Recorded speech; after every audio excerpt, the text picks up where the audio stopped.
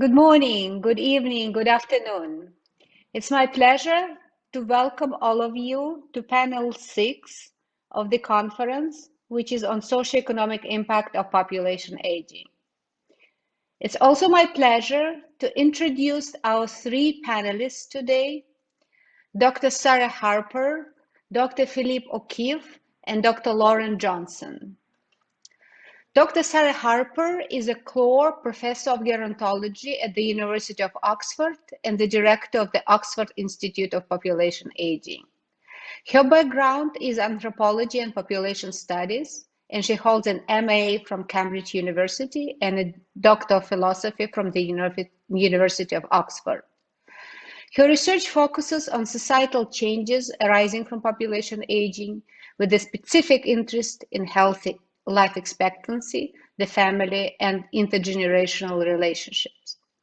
Sarah was appointed a CBE for services to demography in 2018.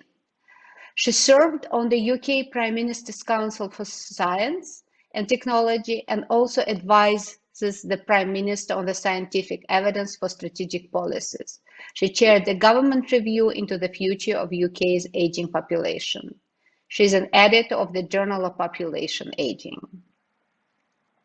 It's also my pleasure to introduce Mr. Philippe O'Keefe, who is a colleague and a lead economist at the East Asia and Pacific Social Protection and Jobs Practice at the World Bank. Previously, he was a practice manager for social protection and jobs in the East Asia and Pacific region in human development. He also been human development sector coordinator for China and Mongolia when he lived in Beijing. He is the lead author of the bank's flagship report, Live Long and Prosper, Aging in East Asia and Pacific, and he has published on social security and labor markets in East Asia and South Asia and transition economies quite a bit. Prior to moving to East Asia and Pacific region at the World Bank, he was social protection coordinator for India and Nepal, also living in South Asia. And he also worked in the Eastern European region of the World Bank. Prior to joining the bank, he was a lecturer at the University of Warwick in the UK, and he holds degrees from the University of Sydney, LSE, and Oxford University. And last but not least, let me introduce Dr. Lauren Johnson, who is a research associate at the China Institute School of Oriental and African Study at the University of London. Dr. Johnson is an expert on the economics of demographic transition and on the co-integration of economic and demographic changes over time. Her research utilizes the economic demography metrics as the basis for cross-country comparative research and in contrasting different impacts of aging as a development is in the developing versus developed economies.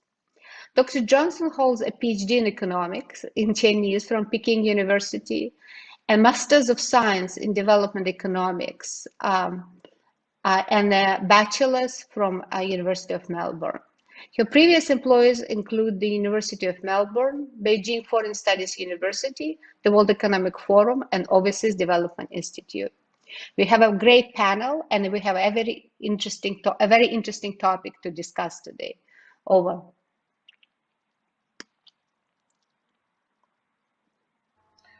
Okay, thank you very much for inviting me, and thank you for that introduction. It's an exciting panel to be on. I'm with economists, and as you heard, I actually have a background which is more related to sociology and demography, and I trained in anthropology. I was asked to talk on the social implications of population aging, and my work here really focuses on the changing family, with particular interest in healthy life expectancy, the life course, and how intergenerational relations in different parts of the world are affecting this. A lot of what you're going to hear, I think, will actually reflect on Linda Waite's framing of the sociology of aging, and of course on Silverstein's earlier presentation on long-term care and the family. So if we go to the next slide, please. we will, I'll just talk a little bit about the research we do at Oxford. We are an institute that's been around for nearly 25 years. We were actually founded with money from the NIA. And we take a very multidisciplinary approach to population aging.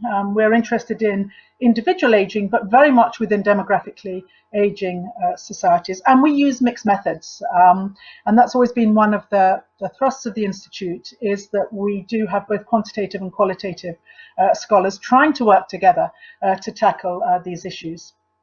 So, for example, I'm going to reflect on some of those methods in this presentation.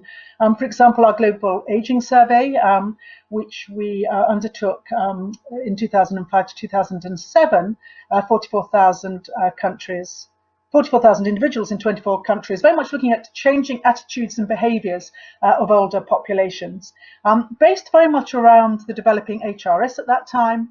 And we have developed that work. We work quite a lot with ELSA and SHARE in Europe, but we also have a group that are working with Charles at the moment. And I'm thinking here of this group who look at whether pensions crowd out family financial transfers, the work by Maria Porter on the changing marriage market and the implication for elder care, and recent work by Yanan Zhang, who is looking at savings and consumption. But we also do a lot of qualitative work, and this is going to be reflected in this talk. And we tend to use qualitative work for hypothesis generating. And many of our ideas come from getting these mixed method team together, drawing on quantitative sociology and anthropology, and then using big data sets to try and see how we can test or whether these results are generalizable. And then, as you understood from my biography, we do a lot of policy advice. So next slide.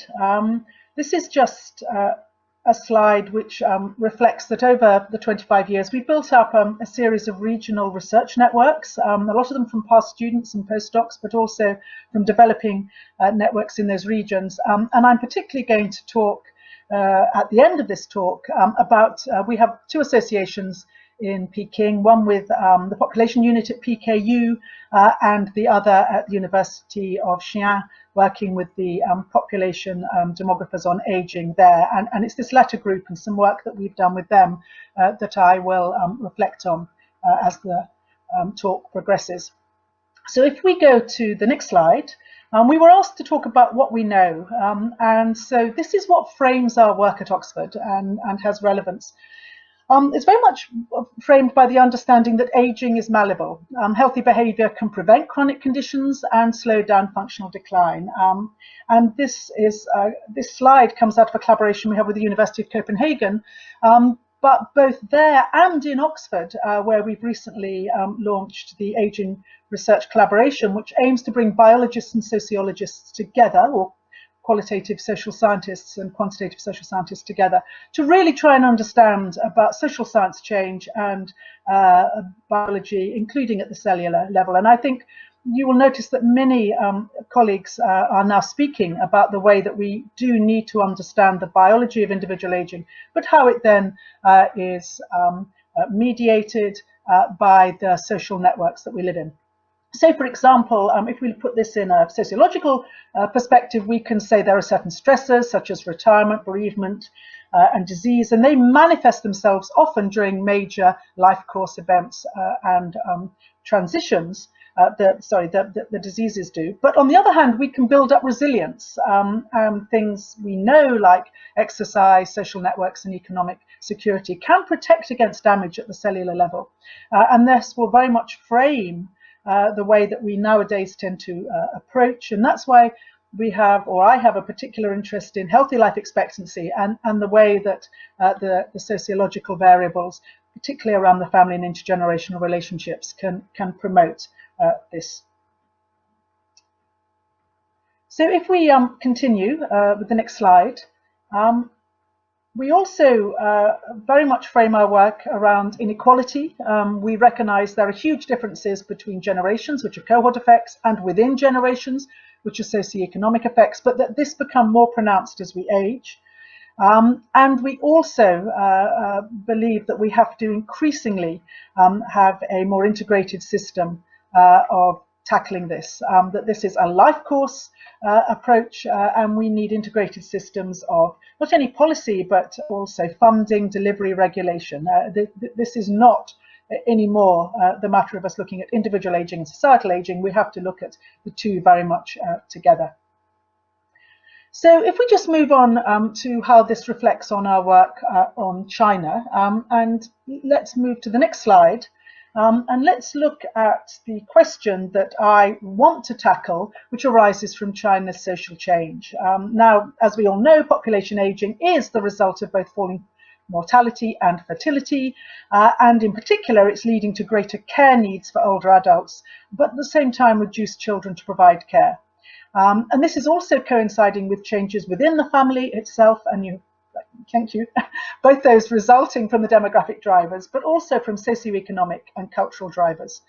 And the key research and policy question I think that China has to tackle is, can the changing Chinese family meet the future demands made on it in terms of the quality and quantity of care that is going to be needed for older adults?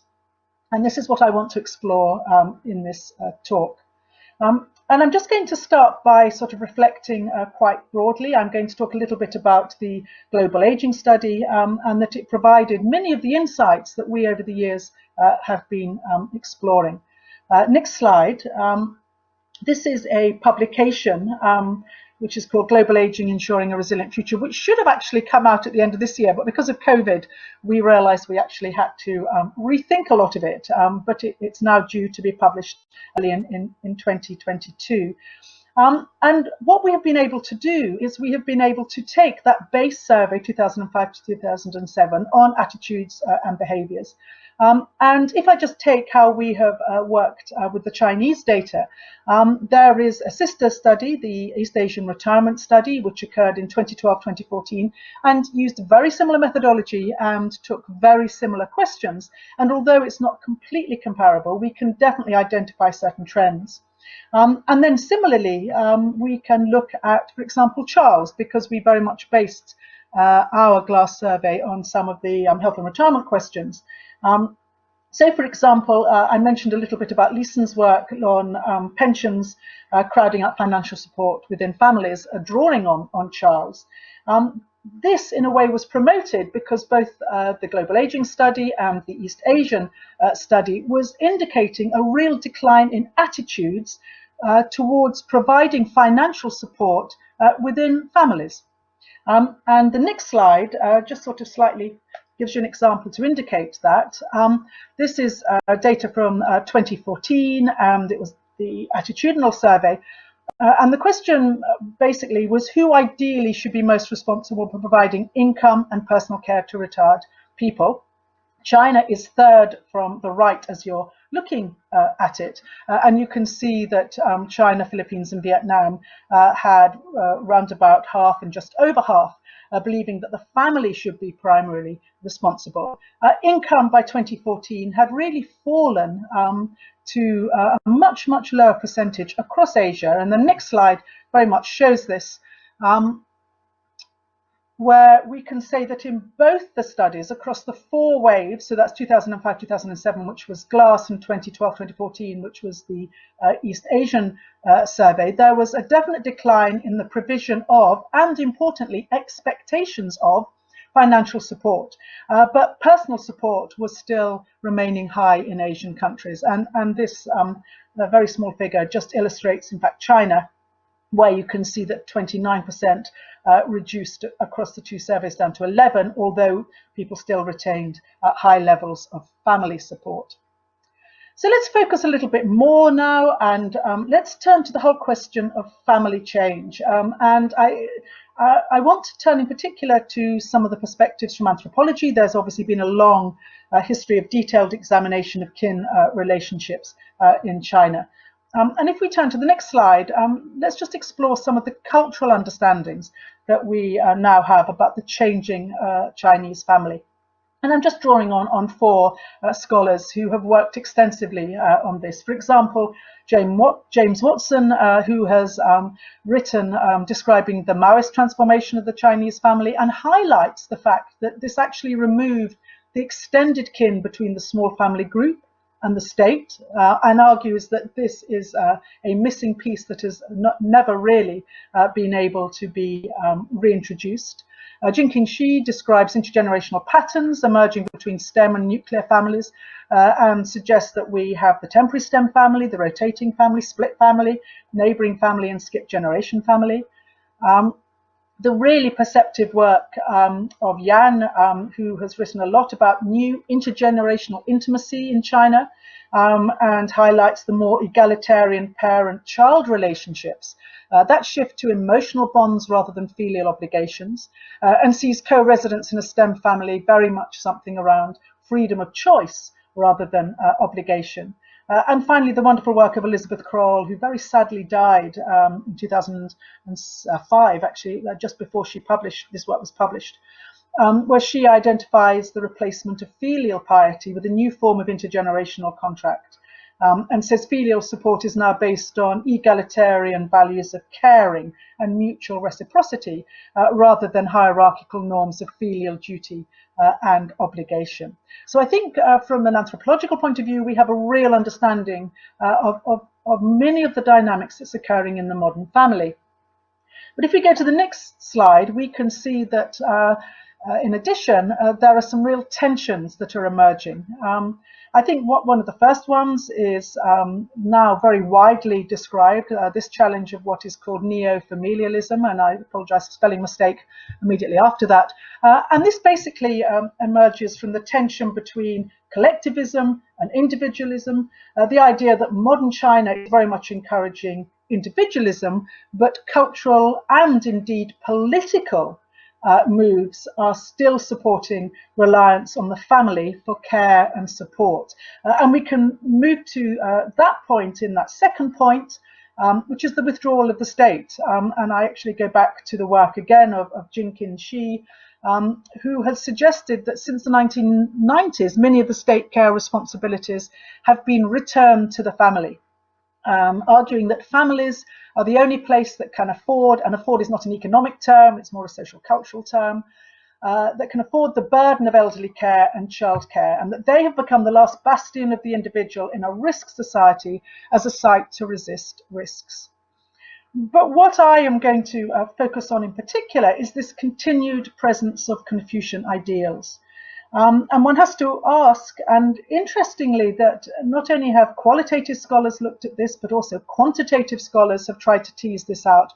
Is this presence of Confucian ideals a fulfillment of a cultural ideal, or is it more a pragmatic move so that older adults residing in multi-generational households are much more likely to receive both instrumental and emotional support from their children? And it is this idea of how strong within the modern Chinese family are these Confucian ideals, and what are they doing to the relationships, and what impact does that then have on the quality and quantity of care that can be expected from children? I'm just going to return to the glass study just very briefly, because if we move to the next slide, this was an index that we created around family identification. And it's just to give you an example of some of the way in which this material has been used. So we were very interested in the personal identification drivers. So in other words, how do people identify themselves? What is the main motivation and construct behind your own personal identification? And this is a very simplified graph, but I want you to look at the orange, because the orange is China. And this is the percentage of the population that identified themselves as that their personal identification was very much constructed by their family. And you can see China is very low. It is the lowest in Asia. And you can also see, interestingly, at the bottom, we have the cohorts in their 40s, 50s, 60s, and 70s. And you can see that, in fact, it is the older adults in particular that are particularly low, only around about 40%, seeing the family as key to their personal identification. And this, of course, I think, very much goes back to that anthropological writing we just looked at, which is in the 20th century, the way that the particularly Maoist actions and the way that the state and its relationship to the individual very much in a way denied the family, and being able to recreate the family now in a modern society is obviously slightly more problematic. Let's move on just to consider changes in household and kin structure. And here I'm just going to give you 3 very quick slides, very high level census data, just confirming the kind of patterns. This is basically all from census data. So these are changing trends in the size of the Chinese household in both rural and urban areas. And you can see we go national, city, town, and village.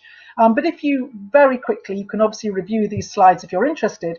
If you very quickly go over right hand, you can see, as not unexpectedly, average household size has declined at every level.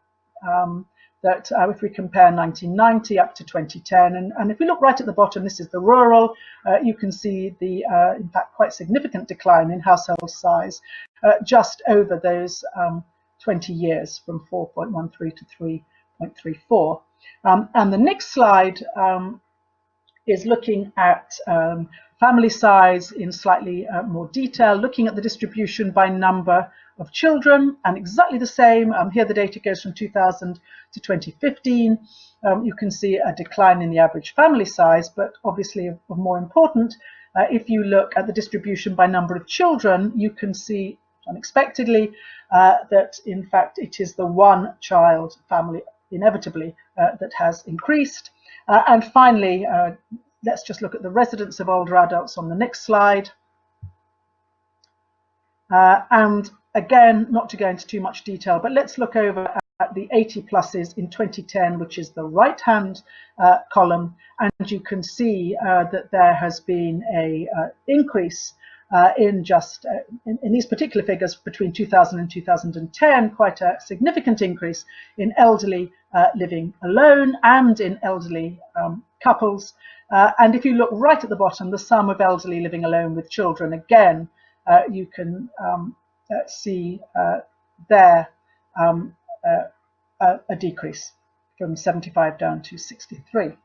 So that's just very briefly the sort of structure of what we're talking about.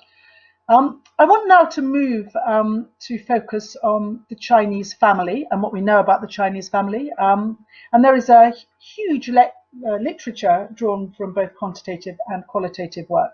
So the next slide focuses really on what we think is happening to the family, drawing on that quantitative as well as the anthropological work. And this is going to frame the last bit of the talk, where I'm going to look at a particular study that addresses a particular question.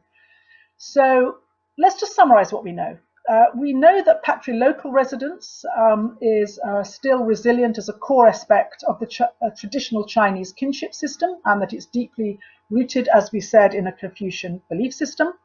That sons are still morally obliged to provide for their natural parents, whereas daughters are not. And we have the daughters moving on marriage to the husband's family. And we also know what the drivers are. So a number of structural changes have challenged these traditions. Demographic, rapid fertility decline has reduced the availability of sons and also elevated the status of daughters as providers of social and economic support. We know that economically this has been threatened by uneven economic development, which has led to a surge in internal migration, particularly from rural to urban areas, and that's increased the spatial distance between generations. And we also know that socially this whole system has been under threat. We talked a little bit about individualization, female education, economic empowerment are clearly weakening adherence to traditional customs. And we do know that while in both rural and urban areas there is still a strong bias towards this patrilocal residence, it does decline with urban living, with more educated sons, and it moves towards the neo-local. So I want to turn to explore the implications of some of this. And we're very much building up with this idea of this tension, the tension between what was and should be according to certain cultural beliefs, and the tension to what is, just due to the way that the demography in particular and the economics are redefining the households, as we saw in those very simple tables. So the next slide introduces the work that we are doing or have just done with the University of Xi'an, and we have been working on their well-being of elderly survey in Anwar province known as the WESAP survey. And this is now in a paper which looks at morbidity and mortality risk for older people in rural China, particularly looking at son versus daughter care. And just to remind you, when I talked about what we try to do here, we're interested in healthy life expectancy and the way that these different variables are framing that. And so to a certain extent, what we are saying is, are the new family structures supporting healthy life expectancy for older adults in rural areas? So let's just go through this, because I think it formed a very interesting sort of contribution to this debate. So we know that structural individual factors are making forms of intergenerational relationship more diverse. We know that despite attempts by the Communist Party to reform filial obligations, we know that the family is still the mainstay of elder care in rural China. And we also know that these concepts of filial piety may have changed, and in particularly structurally, they have changed. But we also know that there is still evidence that the ideal care preference for most rural Chinese elderly people is care given by a son. So what we were interested in, what our research puzzle was, is the following. Given the need for China to adapt the implications in later life of one child providing the care, does the gender of the adult child carer make a difference to the morbidity and mortality outcomes of the parents? And the reason we ask this is that, particularly in some of the quantitative survey lists, it's really contested as to whether or not, if you're by a daughter or son, this is going to affect both morbidity or mortality. So the next slide just very quickly goes through the survey. We analysed 3 waves of this survey, 2009, 12 and 15, 1,700 adults over 60. And we looked at mortality using administrative data, incidence of 12 chronic diseases, and self-reported health. Now, the benefits of receiving instrumental support on older parents' psychological well-being and the mortality is well known to be higher among older people who have higher satisfaction with their children. The literature is quite consistent on that. And we also know that, however, that it has to be consistent with expectations. And expectations are a very important point of this. So the hypothesis that we set up was that older adults still wish for and gain a positive effect of having son care. But as son care is in fact often daughter-in-law care, daughter care, we believe, will be more effective, but cultural norms may influence the efficacy of this care. No time to go into this, but I'm sure you're aware there's a huge literature about the daughter-in-law, mother-in-law relationship and how that impacts upon care. The next slide, I'm not going to spend much time on. Again, it's the kind of thing that you can have a look at. It just describes our sample. So if we move on to the next slide, we can start looking at some of the results. So 54% of our rural sample of both men and women were receiving help with care. And of these, 68% received help in the traditional pattern of son and or daughter-in-law care. And that's very much in line with other statistical analysis on care in rural China. But we had 16% from daughters and 16% from sons and daughters. So a third of the care that was being given to these rural elders came from, in some part, from daughters.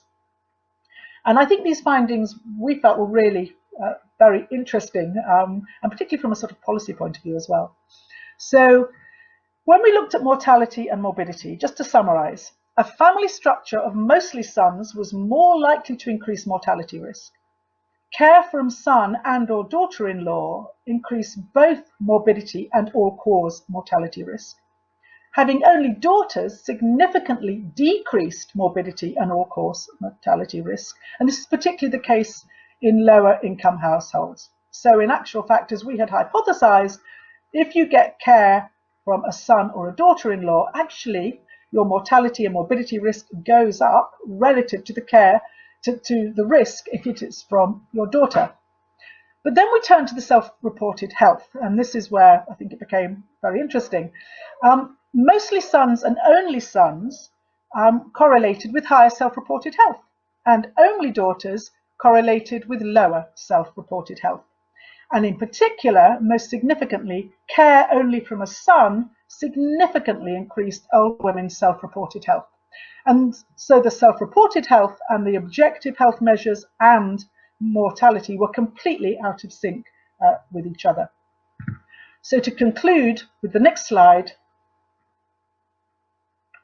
we can say express preference was still for son care rather than daughter care, and subjective reported health measures were better under son care, though both mortality and objective morbidity risk was much lower under daughter care. And this therefore supports our hypothesis that reported subjective health is partly influenced by the norms of accepted behaviour, and in particular, older women had a positive reaction to care provided by a son, as this supported those norms.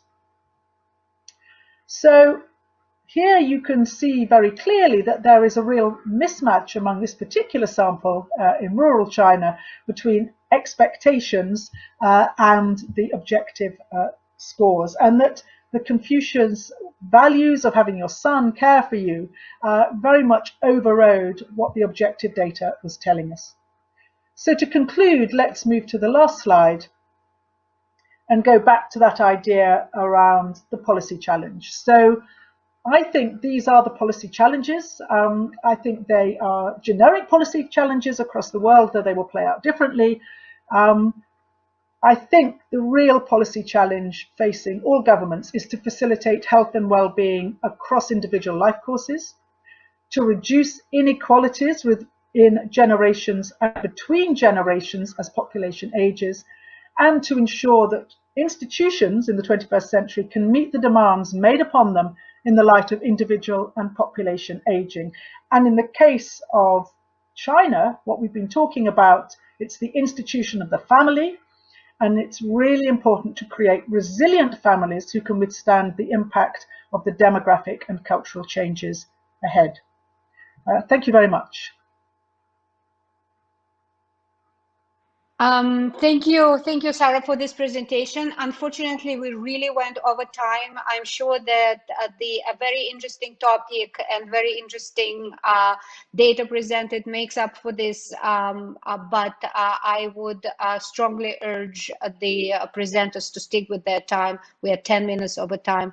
We cannot, unfortunately, do this, even if this presentation is so interesting. So I take the responsibility for not stopping you at your 20-minute mark. We went for 30 minutes. So with this, let me give the microphone to Dr. Philippe O'Keefe, who will be talking about aging labor markets and retirement. And let me remind to the speaker to stick with his time. I will only even pledge with the PEEP to please maybe make up the time for the previous speaker going over time. Over to Philippe O'Keefe. Thank you.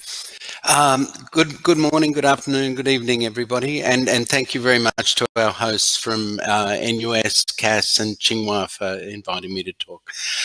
Bert had asked me to talk on this theme of ageing, work, and retirement. China runs through it, but I was also asked to bring in some of the comparative information we had from countries like Korea and some Southeast Asian countries as well. Flowing in from this regional report on ageing that we'd done in East Asia and Pacific a few years back, and a lot of that work was done with my colleagues John Giles and Yang Huang.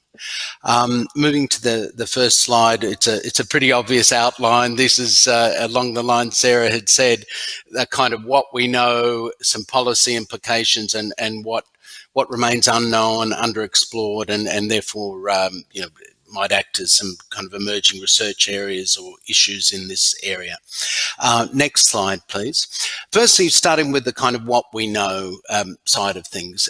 The good news, I guess, well, good news from an economist's point of view, I don't know, others would agree, is that, the working people work in East and Southeast Asia on average have very long working lives in both richer and poorer countries, and we see the regional comparison there across the world.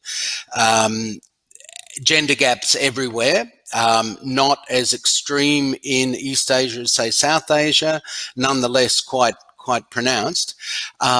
This is for people 56 and over, but East Asia is right up there. And I think the particularly distinctive thing is that even the Japans, the Koreas, the high income countries amongst the OECD are amongst the very longest working lives, and then of course in the developing countries.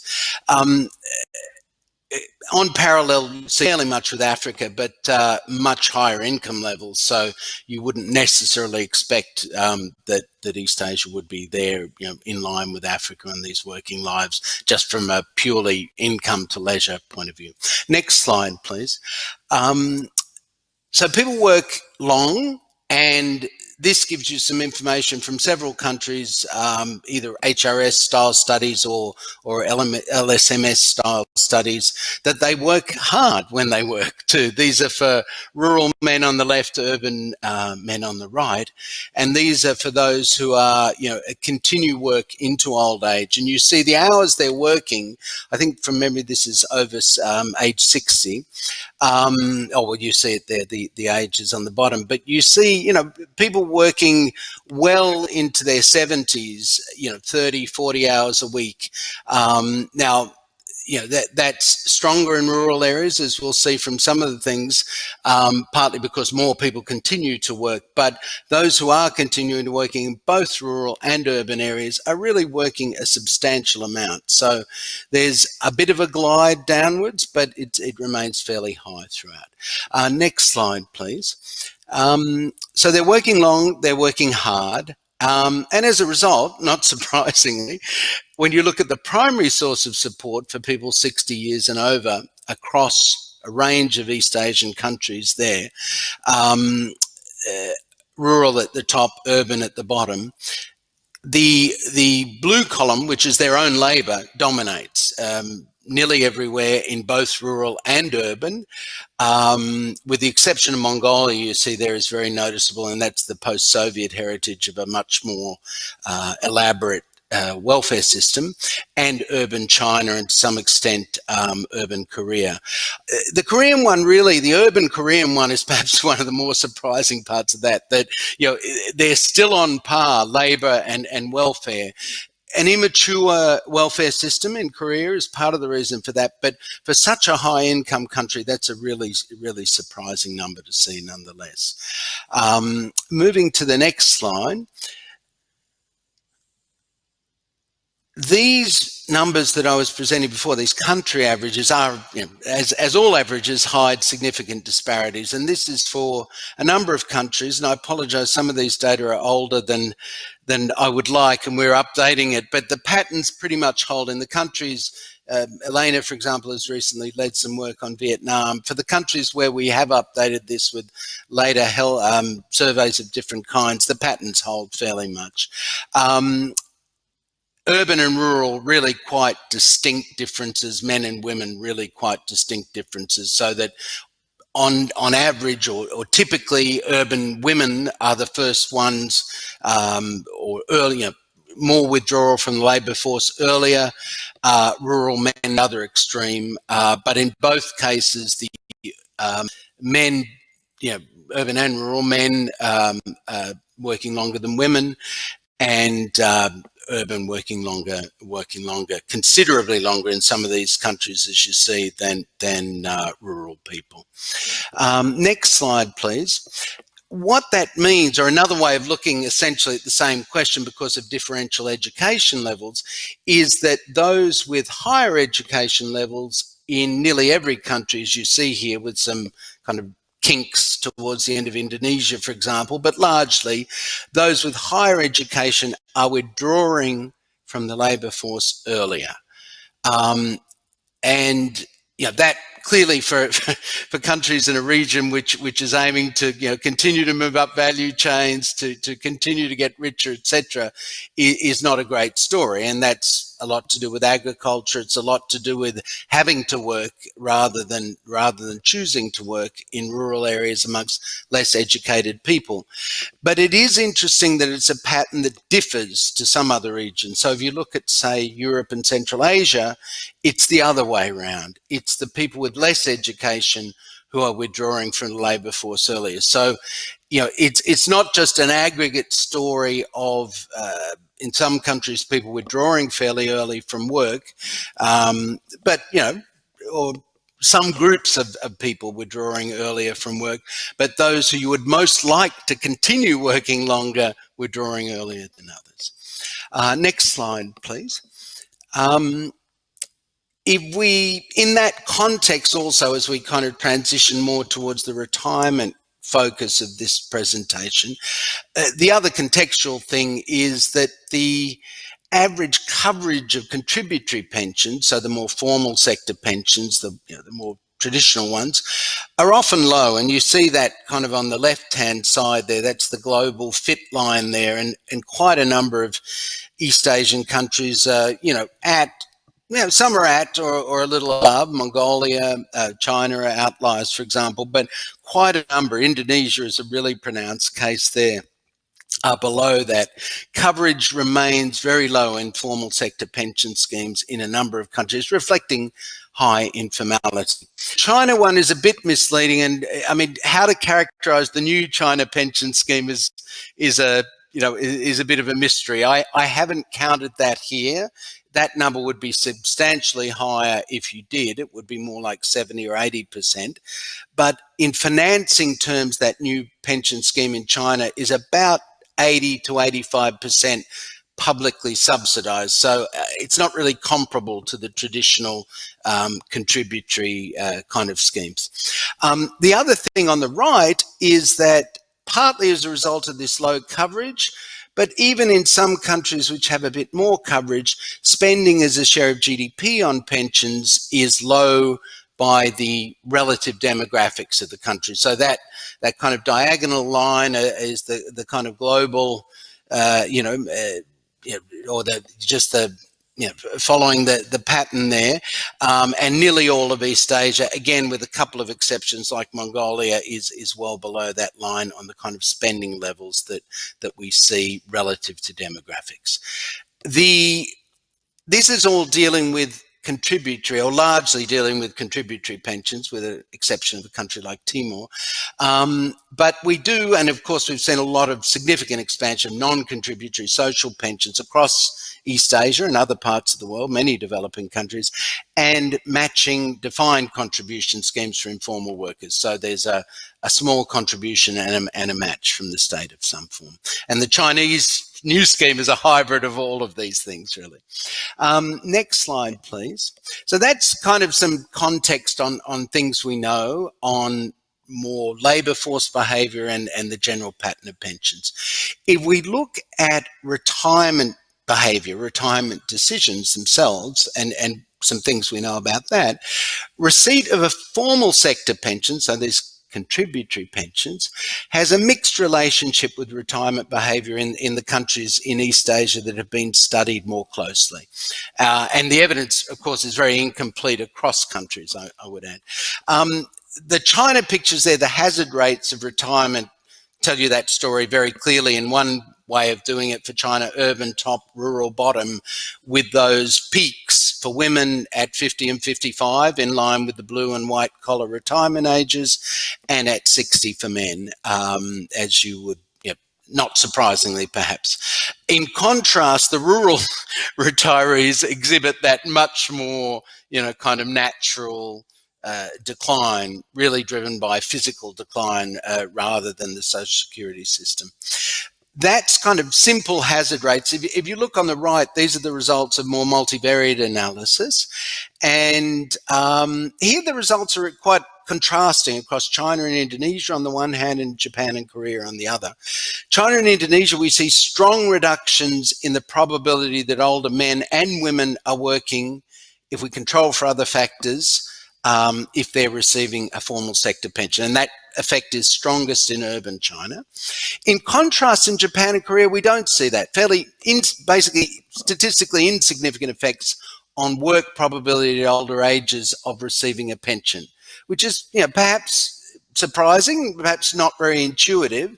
I think in the case of Korea, it again reflects this immaturity, the relatively low level of benefits, but there are many other kind of cultural and labour market factors at work.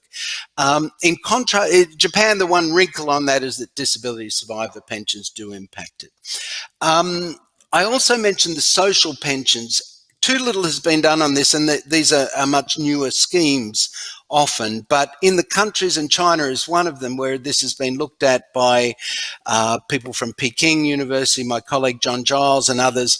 Receipt of a social pension, so a non-contributory pension or a largely non-contributory pension, in contrast, seems to have little impact on the probability of work at older age. And that's very consistent with the fact that they are typically in East Asia, very low benefit levels relative to any benchmark of average wage or poverty line or the like, and relative to other parts of the world. Next slide, please.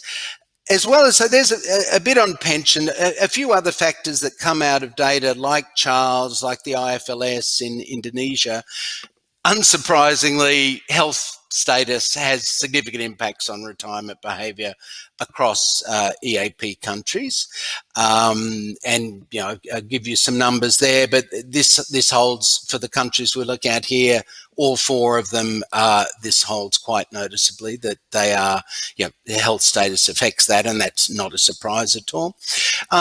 Perhaps a more interesting one, and this partly goes back to Sarah's discussion about the family, the relevance of the spousal situation seems to be quite strong across all these countries. Now, these are not causal relationships necessarily, but they're quite pronounced correlations between one spouse's labour force behaviour or retirement behaviour and that of the other spouse. So that spouses appear to be making joint labour supply and retirement decisions and seem to have a preference for retiring together, which is encouraging on the relationship side, but important in countries like China or Vietnam, where male and female retirement ages are different. And then the third one, again, most of these are fairly intuitive, perhaps the middle one slightly less so, are care responsibilities. And I give some numbers there for urban and rural China. Presence, as we know in China, often of an additional child, a young child, maybe in kind of missing general households, or of elderly, both have noticeable effects on retirement behaviour, and you see in that table there also some of that spousal things I was talking about. Next slide, please. Now, those are all household level things, kind of household survey stuff, and you can put a very precise numbers to them. If we step back and look more broadly at other drivers, policy drivers, more kind of, macro kind of systemic, institutional kind of drivers, it's very clear both from studies and from, big kind of all of country studies, but smaller studies, that a number of other factors are having quite an impact. Seniority wages have a strong legacy in a number of East Asia countries, and although that's starting to be addressed in countries like Singapore and Korea, it certainly is influencing some of the incentives of employers and the treatment of older workers. Secondly, employment policies and practices, and the relative lack of a history of flexible employment forms. Now, that's not only true in East Asia, but job sharing, part-time work, employment arrangements that older people often prefer when they are in employment rather than self-employment seem to be, or have historically been, less prevalent in East Asia. Public policy subsidies for childcare, aged care, I'll come back to. Workplace settings also, and again, a lot of these things don't apply just to East Asia, but relatively little effort in most countries, and again with exceptions emerging now like Japan, Singapore, to adapt workplaces to the physical needs of older workers in ergonomic design, etc.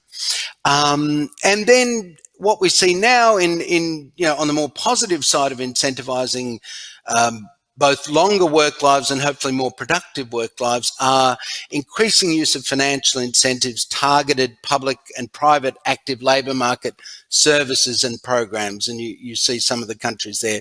I think Singapore, Japan and Korea are really very interesting examples of these multifaceted strategies, not just in this dimension, but across many of these dimensions to extend working lives, but also to make working lives more productive.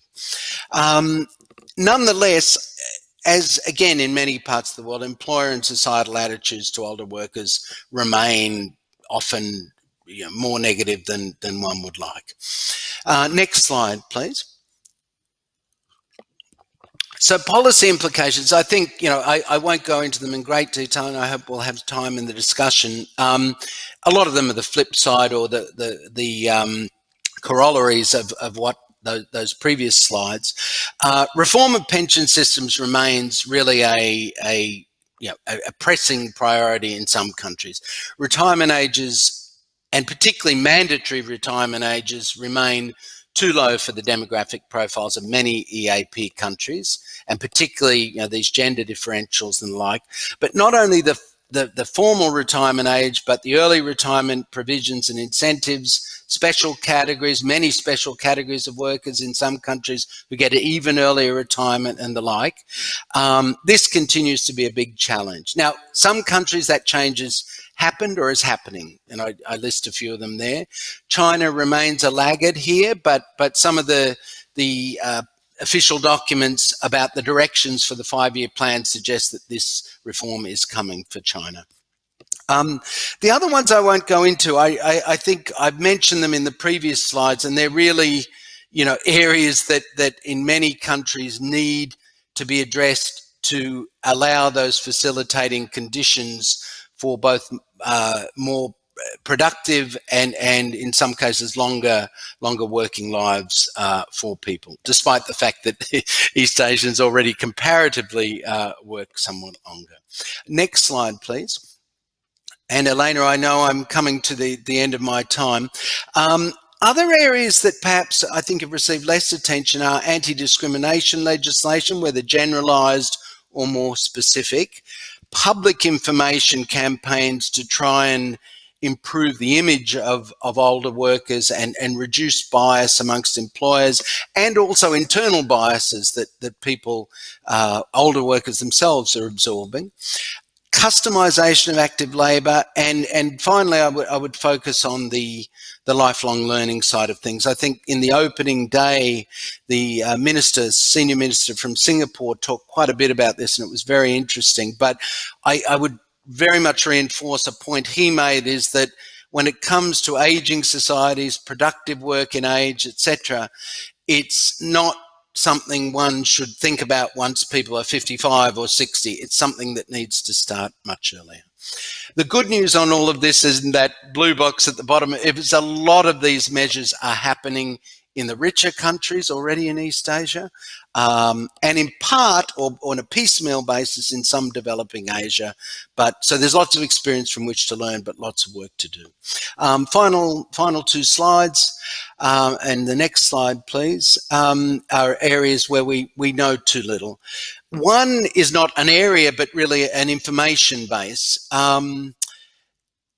Surveys like Charles, IFLS are great, and they are coming now in waves, and they're longitudinal, and that is a fantastically rich resource.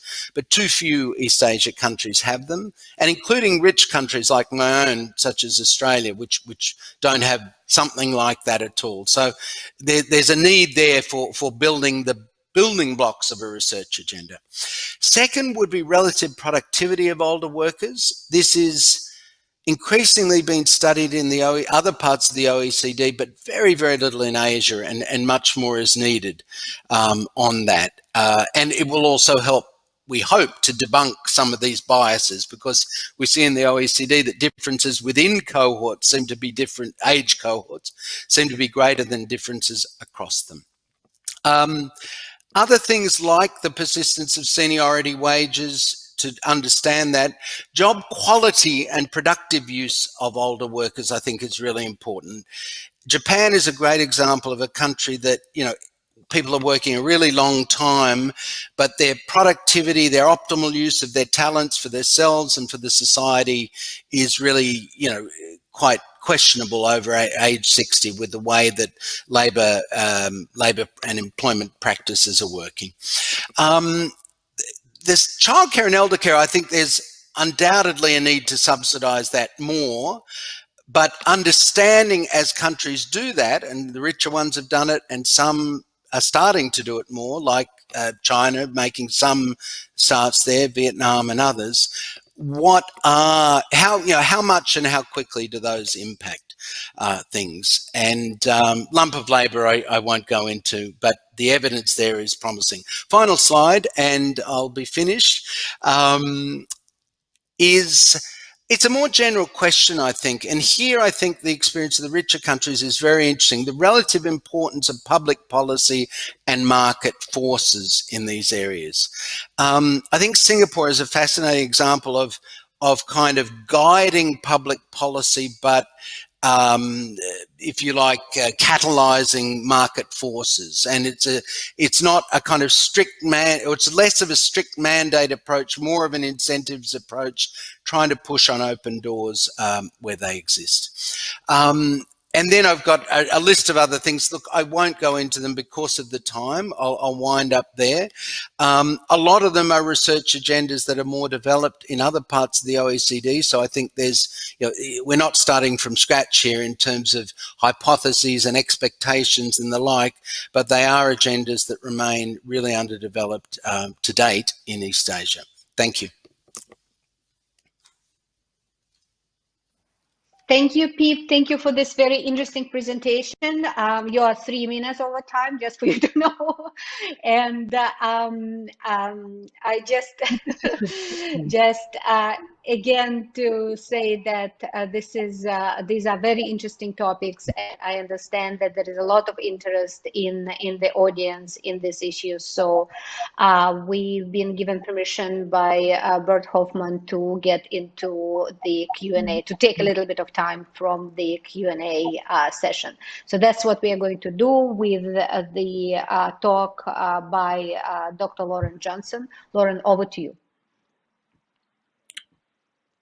Hello, everybody, and thank you. Thank you for inviting me, and thank you for a great lead up from the first two speakers. So I'm basically going where Sarah was really at the household and human level, and then Philip spoke at this kind of at cohort level across East Asia. My presentation will draw it kind of out into a global level, but anchored on China. And just as some background, I'm an economist, and I started studying both economics and Chinese in the mid-90s in Australia. And as an undergraduate student, I learned about this Chinese concept of getting old before rich. And it was like a bee in my bonnet over time. The more I studied China and economics, the more I was irritated and wanted to kind of almost destroy or at least expand out the understanding of that Chinese concept. So, and then after my master's, I worked in Guyana and Sierra Leone, each for a year. And these are both poor and young countries. And then I moved from there to work at the World Economic Forum in Geneva, which is rich and old. And then from Geneva, I went back to Beijing, which is in a poor and old country. And yet economists were really just talking about the per capita income. So I want to talk, this presentation is really about how the economics and the demographics interact. And China's unique concept of getting old before rich can be used to understand that in quite unique ways. So that's the kind of introduction to where I come from and what I will speak about. So a quick introduction. So if we can go to the next slide, in fact. So the one-child policy, this heading is a bit incorrect, sorry. One-child policy as a growth policy and also as a policy catalyst. So in 1979, China was a very poor economy, And it was a very young economy. The median age was almost 20 years younger than today. And amid that poverty and a bit of political disorder, a new era was embarked upon, and a goal of quadrupling annual per capita income by 2000 was set. And the thinking for how do we get there included looking at the per capita implications of population growth and how that could fit into these economic plans. And a one-child policy was adopted in 1980 in order to, diminish the demographic burden of such a large population, but also with some growth forecasts set out to say with each different rate of population growth, this is where we'll get. And it was worked out that even with a one-child policy, that there was no rate of growth, that China could reach a high per capita income level before the country was old. So basically, partly as a consequence of the one-child policy having extrapolated or having fast-forwarded the demographic transition, there's this that to me the really interesting thing wasn't actually that they did, but what they thought about economics and demography having done that, because it's the only country in the world where the government intervened to fast forward the demographic transition. So it generated lots of interesting thinking. Next slide, please. So what does it mean? It's this kind of concept of Tsinghua, that China would be old before rich. This is basically 172 countries, and the countries in the bottom left-hand corner are all poor and young, and the countries in the bottom right-hand corner are the few countries that are both young and per capita income rich. And China looked at it and it understood, like in 1980, when China was looking at its progress forward, they thought they'd be the only country in that top left-hand box, which is the poor old countries. I thought, God, we're going to end up poor and old and we'll get stuck there. We'll never be able to get rich. So that's the kind of visualization of the concept. But in the 1980s, they thought they'd be the only country in that top left-hand box. But in fact, there's many. Next slide, please. So why were they so concerned? They were concerned because they looked at Japan, Taiwan, Singapore, Hong Kong for a precedent for how they could get rich. And those countries had all got rich before they had got old. And the standard, in fact, the presentations across this workshop, this conference, have really covered these topics well already, especially the macro panel. So this redirection of resources towards caring, how can you sustain that? Sarah looked at that at the household level. How can they actually provide that care? Once you take people out of the labor force to start doing that, you'll have fewer people to work. So you've got productivity issues. And in China's case, they were particularly worried that if they had this workforce pressure, then they would have rising wage inflation before they had reached the appropriate level of comparative advantage for that income level. So they would lose their competitive advantage. And they thought, oh, wow, how can we deal with this? How are we going to cope with getting old before rich? Next slide, please.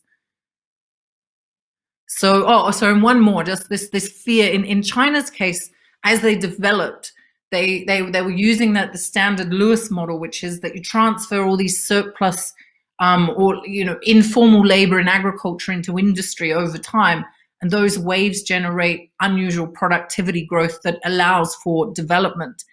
And the Lewis turning point is when you run out of that surplus labor, which happened in China partly as a consequence a bit earlier, thanks to the one-child policy.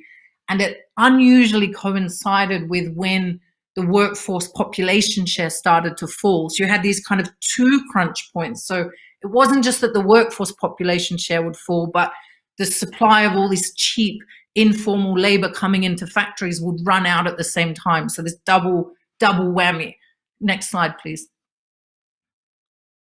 So that basically what they did, which in trying to extrapolate out from getting old before rich, I read lots of Chinese documents from the 1980s and onward, and they appear to have come up with this very clever and unique economic demography strategy where they planned everything over time according to not just what would be the per capita income and the competitive advantages at that stage, but also labor. So to kind of sum up this slide, not only were they planning for population aging from the 1980s when they were a super young and poor country, they were already thinking about that. Philip raised some of these issues. But they were also making sure that they were super investing in the productive potential of at least some, not all. I understand there's lots of inequality of education, but at least the one-child policy kids had a much, much higher opportunity to go to university than persons before them. And that was an explicit and deliberate policy, that when there were fewer people able to work, at least those fewer people would have, in theory, a much higher productive potential. And so this was planned out, by the look of it, from a very, very early stage, where most countries have just kind of sleptwalk into the demographic transition without looking at how do you balance, how do you capture the different opportunity and the different risks of having, different phases of being high per capita income, rich or poor, and so on. Next slide, please. And so now to kind of step back and take that into an international, more abstract context, from the earlier figure with the countries spread between old and rich, you can kind of summarize that as this demographic, this economic demography matrix. And you can understand all countries, if they've got a low per capita income and they're early in demographic transition, they're poor and young, which was Sierra Leone and Guyana, as I worked in, and then late demographic transition, but low per capita income still, or middle per capita income, poor and old. So that's Thailand, that's China, that's Turkey, that's Brazil, high per capita income, rich, old, and really like how countries move between these quadrants over time, has some impact on how they prepare or not prepare for population aging and the consequences. Next slide, please. So this just shows the whole world by those four matrix. So you can see, that really South Asia and Africa are the poor young hubs of the world. Most of Latin America and China and Russia and so on, and Central Asia are the hubs of poor old economies. Then you have the OECD's rich old, and the Middle East and a couple of other quite small geographic countries are the richer young ones. They tend to be oil exporters. So really kind of understand the economic demography of the world in that very binary context through this map. Next slide, please. And then so how does that, so if you compare aging China and Japan, you can see, China's got this thing that they'll be old before rich, but actually being old after rich, like Japan is, also has incredible economic challenges. Japan's working age population share fell when it was rich, but it's been falling quite dramatically and sustained over time, and its elder dependency ratio is much, much higher. So on the one hand, China has this developing country complex around aging, but that doesn't implicitly mean that aging itself might be more challenging. Like there might be more resources, but the economics of getting old after rich might be even worse, or might be even more challenging. Next slide, please. And so this is just a kind of a basic snapshot. So poor old China, thanks to its preparation, its human capital is very biased young. In Japan's case, the human capital is more spread across the generations. So as people retire at the moment, Japan is losing more human capital than China is. Like China might lose 2 workers, but the one it gains is more educated on average and by far than the 2 it's losing. That's less true in Japan. Pensions, these vary, as Philip was saying, that that's very hard to unpack. But in general, poor countries have quite low pensions, or even if the country is now high per capita, if the worker was in a low per capita income over their lifetime, then saying this, so that the pension burden on the economy also shifts quite dramatically. So how the old weigh on the economy, even if you have 30% old in each place, really is a function of when the aging happened. We'll jump to the next slide. That's just a generic overview. And then the same, just this, how countries get rich. It's not updated to the latest, but it's basically the age by 3 different measures of countries when they join the high per capita income group. And you can see, in contrast to China's fear that it would never, that you can't get rich if you get old first. Most countries, in fact, now do enter the high income group when they're already demographically old.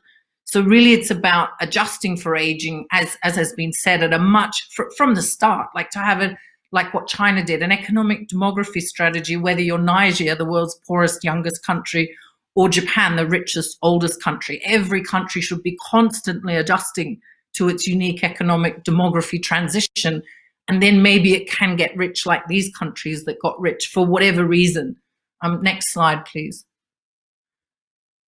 And so again, back to Wu, it's about kind of navigating how a country moves across between, you know, the speed of the economic transition, the speed of the demographic transition, and how they interact. So, you know, if your country relies on income tax, but a diminishing share of the population is actually working, then maybe it's time to think the tax system and shift where you weigh taxes according to the structure of the population or the age structure of the population. So really kind of everything needs to continually shift with the economic demography transition. Next slide, please. So this is my final slide. So really, like, my take on the economic and social risks is that they're very context specific, and the timing of population also affects them. So poor old countries maybe have a higher probability of elder poverty. In rich old countries, you have the problem of the young, almost like a Malthusian trap in reverse, which I call the Johnston trap, which is when the old weigh on the economy to such an extent that it causes a kind of a negative spiral, like a downward productivity spiral. Hopefully there's lots more research emerging, as both the speakers have said, from the household level to the cross-country macro level. And hopefully it will continue to do that so we can understand these different impacts of population, and hopefully every country can have a sustainable economic demography transition strategy. Thank you. Thank you very much, Lauren. You took less than your time allotment, just for everyone to know. Sorry to be keeping the time so closely, but thank you very much. I want to make 2 points before opening it to the question and answers, for which we have about 20 minutes. So we have about 20 minutes for Q&A session. I think that we have really fascinating material for this discussion. We have a perspective from sociology, from economics, and from demography. So we have truly cross-sectorial information to discuss this very important issue of socioeconomic impact of population aging. I'm also very grateful that all 3 speakers drew quite a bit of comparison of China with other countries. I think this also provides very good information for productive discussion. So I'm just going to open this session for the Q&A, and as the questions come, I'm going to direct them to our panelists. I will also allow other participants, other panelists, and other chairs from the other sessions to ask their questions in person. So let me open the Q&A. Over. We have Bert Hoffman, who wants to ask the first question. Absolutely, Bert. Over to you.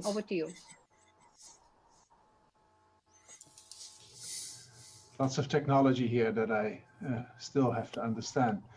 These are wonderful presentations. Thank you so much. This is really very a great panel, and all 3 speakers are very inspiring. I have 2 questions. The first question for Sarah, and where you observed that under the Maoist culture, basically Confucianism was de-emphasized and the filial piety and loyalty was undermined, if you want, actively undermined even. That proved to be very costly because it meant that actually the family was no longer responsible for a lot of the care, but it was more shifted towards the state. Interestingly enough, the state in a way failed because the state systems were not ready for that. what I observe, and I'd like to hear your observations on that, is that now actually you have a re-emphasizing of the Confucian values. Xi Jinping is very, very fond of Confucian values, but actually the state systems are falling increasingly into place. I'd like to hear your reflections on the dynamics. My second question is for Lauren, and I very much appreciate your view on that. Basically, from the mid-'80s, there was a strong demographic strategy. What I find in China was lacking was actually the educational component of that, because only after 2000 do you get a major expansion of education, a major jump in people spending time in school and university education. So why wasn't human capital part of the equation from the start? Why wasn't that much more aggressively addressed in the 80s and the 90s? That is my question. Thanks for both.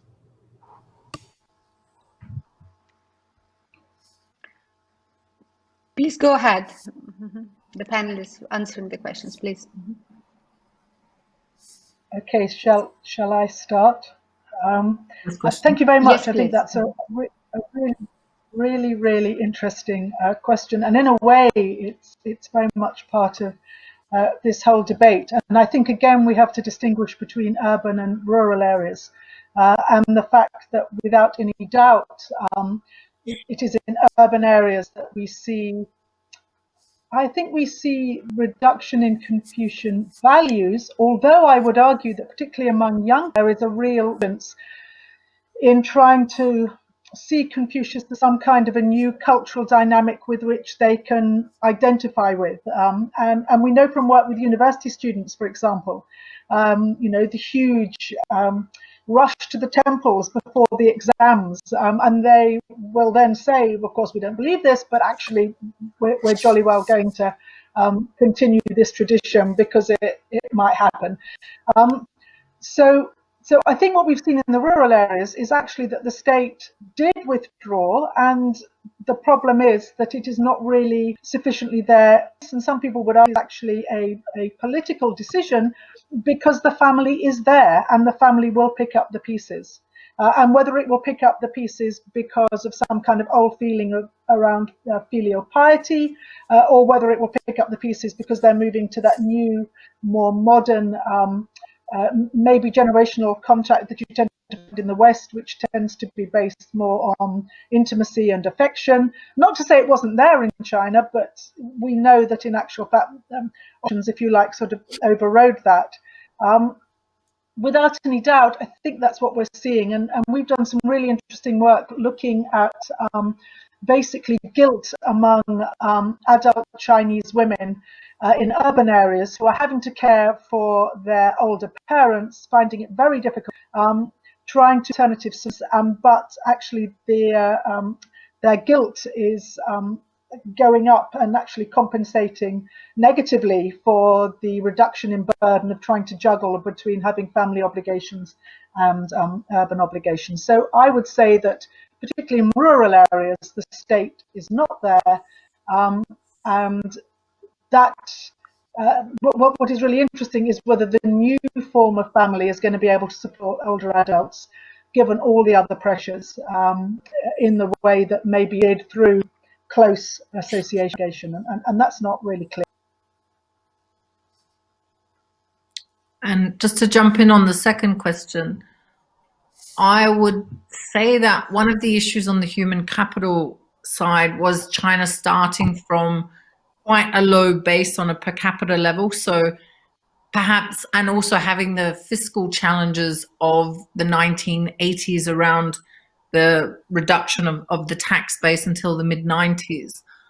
And around that, they did their best to try and set a lot of regulations in terms of compulsory education, compulsory literacy, and so literacy targets. There wasn't the perfect amount of resources in the form of teachers or of fiscal resources to necessarily make that happen across the whole country as they had intended. And possibly just as they set the goal of letting some get rich first, they implicitly set the goal of letting some get well educated first and hoped the others would catch up in that process over time. So I would say that looking forward, the risk for China is they have biased education, surely, in terms of, you know, the Shanghai PISA studies are the world's best. But if you did the PISA study in rural Ningxia, then China would be down in you know, toward, maybe not toward the bottom, but certainly not at the top. So they have this extreme inequality of education. And the question will be, with that inequality of education, can they sustain a continued development process? Will the inequality of education hurt China's long-run growth? That awaits to be seen. That like people say that you can't carry on the development with so many people of poor education and population aging at the same time. I think that awaits to be seen how they structure and how they prioritize the economy around that inequality. Maybe they can navigate that inequality and continue development over time, given that it was almost as explicit as letting some get rich first, let some get educated first. Can they manage it? Let's see. But I don't think it should be ruled out that they can, just because there's a lot of lesser educated people. Like we can't be sure that will inhibit growth, even if it's unfortunate and even if it might cause challenges. It may not be what stops China's progress either.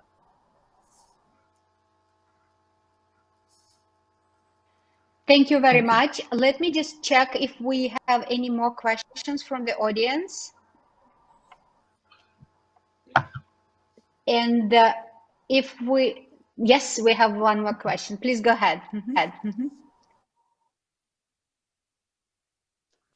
Okay. Thank you. My turn or your turn? Go ahead. Okay. Okay, I'll go first. Thank you for, as Bert mentioned, very stimulating presentations. There are a lot of things to digest, so I have to apologize. I won't have very sort of intellectual questions. I have one small clarification question for Sarah. I cannot see the name, last name, Professor, the first speaker, and then a general question for the panelist. My first question is, I'm very intrigued by the case study of elderly cared by son, daughter-in-law versus one's cared by daughter. In the case that objective measures do not match the self-report kind of satisfaction. So the question is whether there is also a selection kind of impact, like people, I'm not sure if that's the case, whether say more healthier, relatively healthier elderlies that was taken up by the son, for example, and otherwise the ones that being taken up by daughters are already have some not feeling too healthy by the elderly themselves. So that's just a possibility. That's a tiny kind of question. My general question is that China's aging issue obviously is facing a lot of complex issues: rural, urban, gender transition, demographic transition, institutional and economic development. So what type of policy lessons from Chinese neighbors do you see when China can borrow or can learn from in terms of policy possibilities or policy reactions to deal with this very complex challenges from the World Bank studies, as well as from the Oxford University's studies, that you have obviously done a lot of research and policy research related. So just trying to gain some more lessons and understanding from your studies. Any suggestions and any implications for the Chinese policymakers and for people who are studying policy issues on China, like us here. Thank you very much. There's a lot to learn, but still take time to digest. Great, thanks. So let me get another question and then give the floor back to panelists to answer the questions.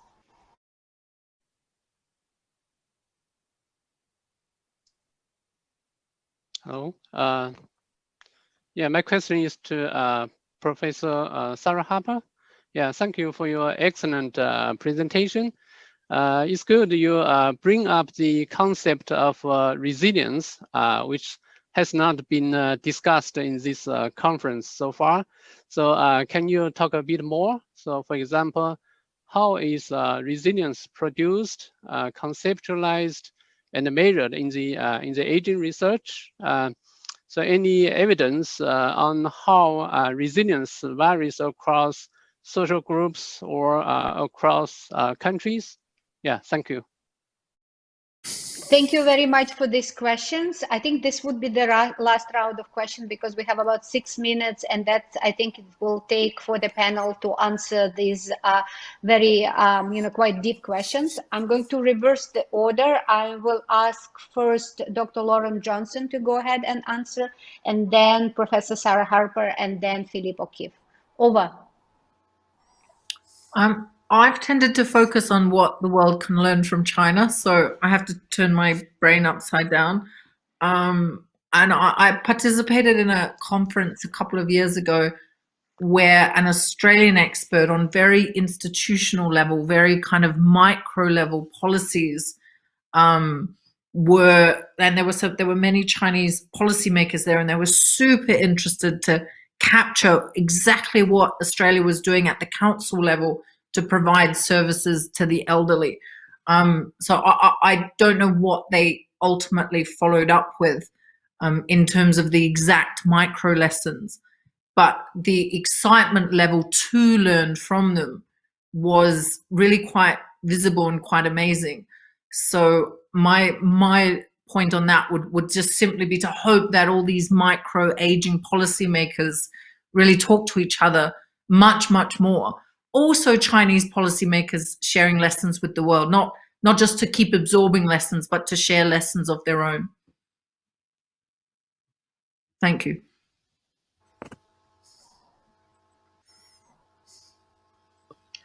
So if I come in now very quickly, 2 technical questions, one on measuring subjective health and the second on measuring resilience. And given the time, I'm very happy if you email me and I can send you details rather than try to explain it now. In terms of lessons from other countries, I was very struck. I spoke at the Singapore summit at the end of last year, and was really struck at the fact that it was so many Asian speakers.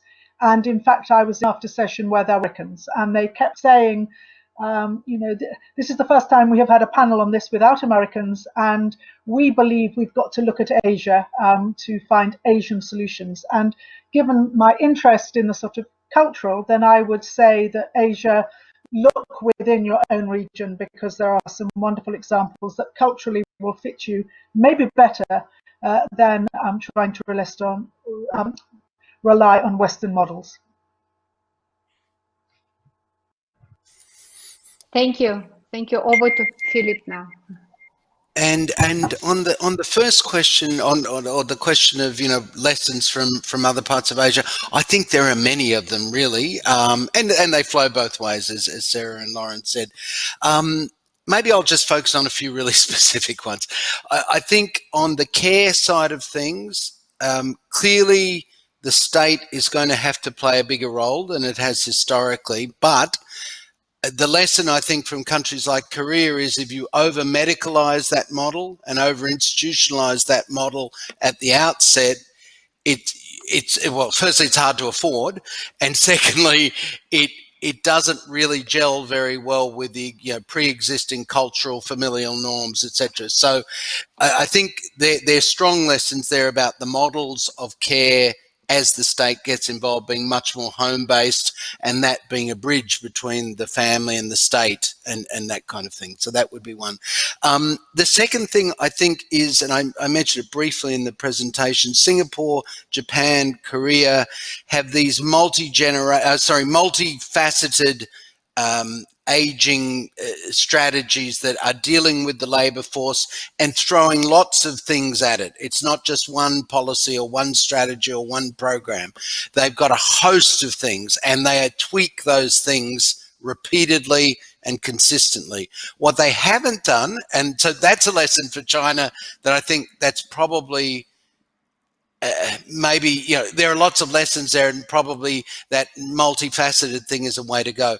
What they haven't really done yet is really evaluated all those arrows that they've fired and to see which ones are most impactful, which ones are most cost effective, which ones are most kind of culturally aligned. So I think that's a lesson for China also, that, you know, and China is great at the, you know, 100 flowers, 1,000 flowers, and experimentation from bottom up, but evaluating it properly, I think, is a lesson for China.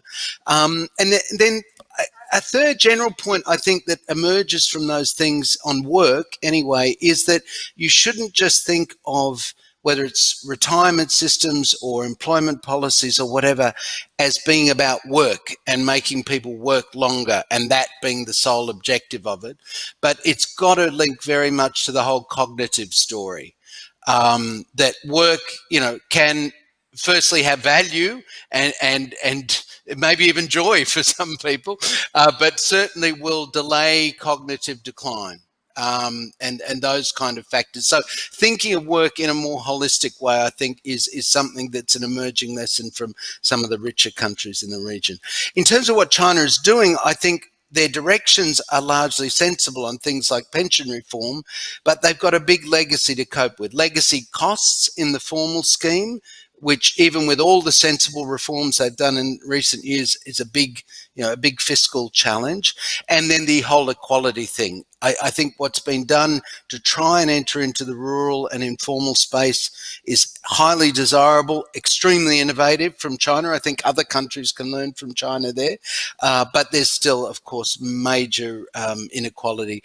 And what that suggests to me, and again, which some of the richer countries, I think, have grappled with already a bit, and in some cases successfully, is not thinking as distinctively about social insurance on the one hand and social assistance on the other, but thinking about financial protection in old age and what are the sources of that, from yourself, from insurance, from assistance, from the state, from family, etc. So I think there are some lessons there from places like Japan and from other parts of the world that might be useful. Final thing would be tax systems. I think it's very clear if you look at Japan that a payroll-based retirement system only is not going to cut it. It just doesn't work. It's Japan funds half its basic pension from sales taxes, from consumption taxes. Germany is doing the same thing now. Australia and New Zealand have always done it. That's going to be the direction, and that's a clear lesson for China, and one that in part they're absorbing through the informal rural scheme, but I think will have to be really taken on board over time and gradually in the formal scheme. Thanks. Thank you very much to all the panelists for answering these questions. So with this, I'm going to close this panel. I would like to thank our hosts. I would like to thank our panelists, and I also would like to thank the audience, people who ask questions. I'm sure it's it's not the last time we discuss economic and socioeconomic impacts on population aging. I'm sure there will be a lot of follow-up. Thank you. Thank you. Thank you. Thank you.